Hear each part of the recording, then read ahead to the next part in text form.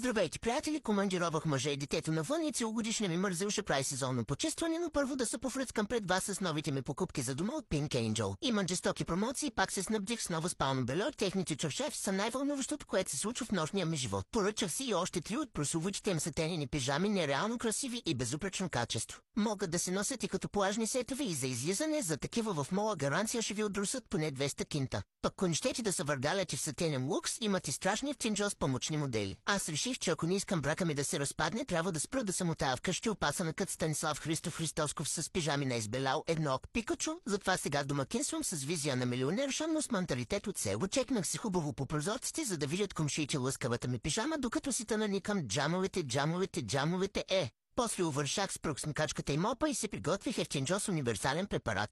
Смесвате едно пакетче сода бикарбонат, малко веро и малко вода, после бъркате и търкате без да мъркате. Не е токсичен за разлика от някои хора в живота ми и върши чудеса. Смесителите и душа почиствам рядко, защото ги натърквам с свещи, сбърсвам с суха кърпа и вуала.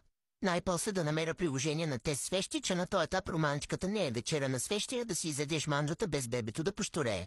Измисленият ми препарат ползваме за почистване на туалетната, тя е единствената, пред която съм кореничила някога. В тин годините ми поводите бяха по-различни от сега, ако ме разбирате. С него жуля всичко наред, котлоните, кухненската мивка и който ми мине пред очите. С този хак с шишче и салфетка пък чиста на всякакви места, на които знаем, че има гняз, ама се правим, че не знаем. И докато си играя на Монк, чаршафите ми изсъхнаха, спалните комплекти на Pink Angel са от нов им памук и съхнат буквално мигновено, казвам го за всички мазохисти като мен, които нямат сушилня. По-качествено спално белье на толкова ниски цени няма никъде другаде, освен при тях, затова ви оставям отново сайта им. Имам 10 минути да си сложа космодиска и да се порадвам на чистия си дом, преди мъжа ми да се прибере и да го разбичка, ама не мога го съдя, все пак аз му разбичка в живота.